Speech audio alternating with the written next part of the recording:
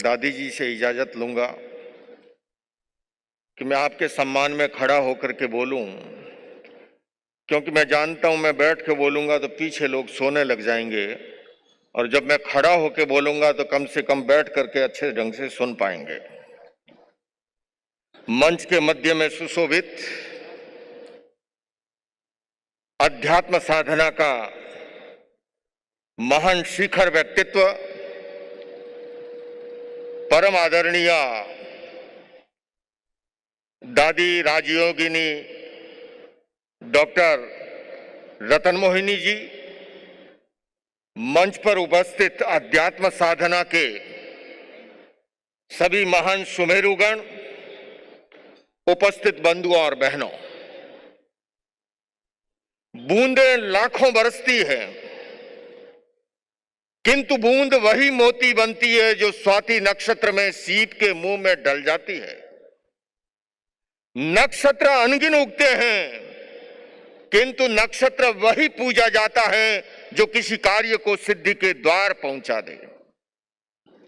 जन्म और जीवन लाखों करोड़ों धारण करते हैं किंतु जन्म और जीवन उन्हीं का सार्थक है जो दादी रतन मोहिनी जी की तरह अपना संपूर्ण जीवन जो है अध्यात्म को समर्पित कर दे। बंधुओं और बहनों, मैं आज अपनी जन्मभूमि के इस महान शौर्य और तेज की भूमि राजस्थान की माटी पर खड़ा होकर के ये कहना चाहता हूं कि हमारा ब्रह्म कुमारी परिवार जो है विश्व का एकमात्र ऐसा परिवार है जो 140 देशों के अंदर आध्यात्मिक मूल्यों के लिए, नैतिक मूल्यों के उत्थान के लिए, विश्व में शांति और सद्भावना के लिए समर्पित रूप से कार्य कर रहा है और वो कार्य हमारी बहनों के द्वारा हो रहा है। यह अपने आप में अनूठा है।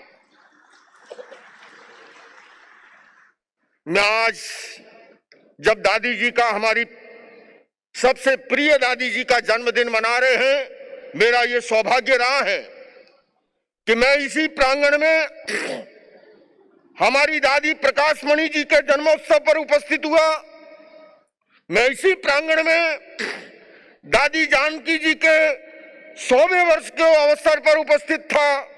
मैं इसी प्रांगण में जब ब्रह्म कुमारी परिवार का 80वां वर्ष मनाया जा रहा था तब भी उपस्थित था और मैंने सुना है जब राजा महाराजा अपना जन्मदिन मनाते हैं तो राजस्थान की यह परंपरा रही है कि उस दिन वो खुले हाथ से कुछ बांटते हैं। आज का जमाना भी रिटर्न गिफ्ट का है।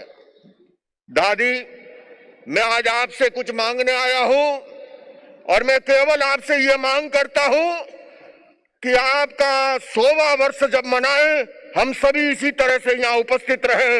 ये आपको वादा करना होगा, ये आपको रिटर्न गिफ्ट देनी होगी। और आप देखिए मंद मंद मुस्कुराती हुई, जो कहते हैं ना, मुस्कुराहट के साथ ये कह दिया है कि स्वर्ण महोत्सव पर हम सभी यहां उपस्थित होंगे। बंधुओं और बहनों, मैं मृत्युंजय भाई से कह रहा था, ये हमारा ब्रह्म कुमारी परिवार जो काम करता है, पिछली बार जब मैं यहाँ पर आया मुझे कहा गया कि देखिए जैन परंपरा और हम बहुत निकट हैं और हमें मिलकर के एक ऐसा कार्यक्रम, निकट जो आप देख रहे हैं केवल वेद से ही नहीं विचारधारा से भी निकट है। आज हमारी ब्रह्म कुमारी बहनें, हमने चाहे यूनाइटेड नेशंस में हमारी डॉक्टर बिन्नी सरीन उपस्थित थी अंतर्राष्ट्रीय योग दिवस पर, और चाहे विवेकानंद जी के उस शिकागो के अवसर पर, तब भी वो अपना भोजन जो है एक पोटली के अंदर बांध करके लेके आती है और फ्लाइट में आप जाते हो हवाई जहाज में तो वह आपको जैन मील मिलता है और आप समझ लेते हैं कि अब कोई विचार सोचने की जरूरत नहीं है। जैन धर्म भी शुद्धि में विश्वास करता है। मैं इस अवसर पर यह भी कहना चाहता हूं, अभी आजादी के अमृत महोत्सव के अवसर पर हमारे देश के माननीय प्रधानमंत्री जी ने इसी सभा को संबोधित किया था।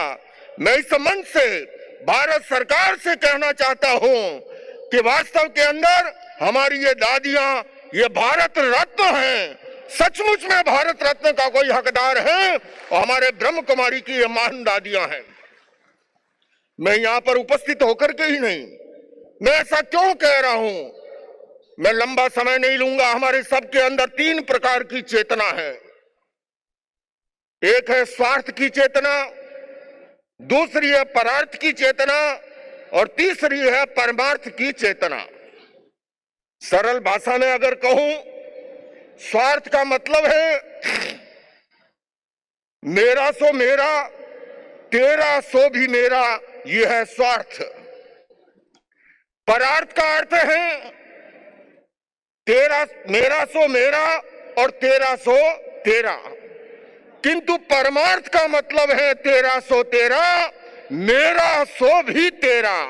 ये हमारी दादियां, ये हमारी बहनें इतना काम क्यों कर पा रही है ब्रह्म कुमारी परिवार की? क्योंकि इनका स्वार्थ विगलित हो गया है। ये अपने स्वार्थ को छोड़ करके केवल परार्थ और परमार्थ के लिए समर्पित है। जब तक भीतर में स्वार्थ प्रबल होता है, परार्थ और परमार्थ की बात न दिखाई देती है न सुनाई देती है। मैं देख रहा हूं मेरी बाईं और दाईं ओर, हमारे करोल बाग के से ही हम पड़ोसी होने के नाते, और इधर मेरे ये सारे संत कोई अयोध्या से आए, कोई द्वारकाधीश से आए। मैं इनकी उपस्थिति में कहना चाहता हूं कि जब तक स्वार्थ प्रबल होता है, परार्थ और परमार्थ की बात दिखाई और सुनाई नहीं देती है। क्योंकि जब तक भीतर में स्वार्थ हो, एक मित्र ने दूसरे मित्र को फोन किया कि हेलो, मैं मुकेश भाई को भेज रहा हूं, 10 लाख रुपए दे देना। वो कह रहा हेलो हेलो क्या कह रहे हो, आवाज नहीं आ रही है।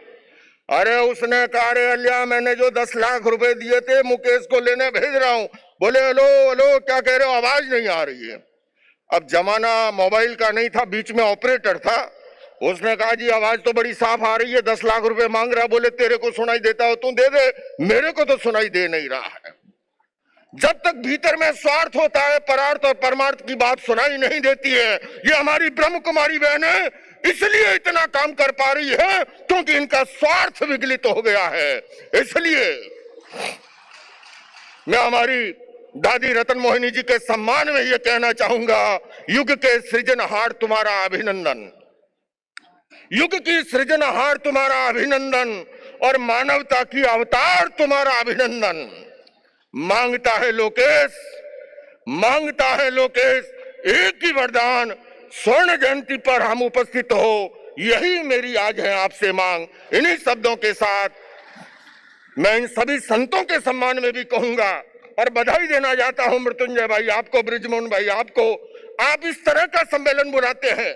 इस स्टेज के अंदर हमारी बहन सिमरन भी बैठी है, भाग्यश्री भी बैठी है, संत भी बैठे हैं, सभी विधाओं के लोग हैं। मैं एक ही आह्वान करता हूं कि आओ मिलकर बैठे आपस में बात करें, आओ मिलकर बैठे आपस में बात करें। 4 कदम ही सही चलने का साथ करें। यूं तो दूरी से दूरी बढ़ती जाएगी, कभी तो हम खुद से खुद की मुलाकात करें। ये ब्रह्म कुमारी परिवार का प्रांगण खुद से खुद की मुलाकात है, खुद से खुदा की मुलाकात का है।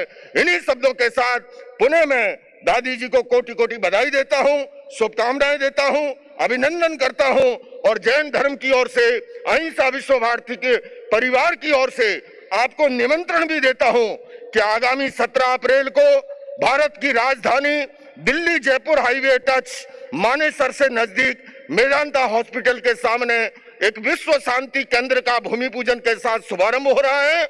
मृत्युंजय भाई ब्रह्म कुमारी परिवार से आप अवश्य सभी पधारिएगा। इन्हीं शब्दों के साथ ओम अरहम।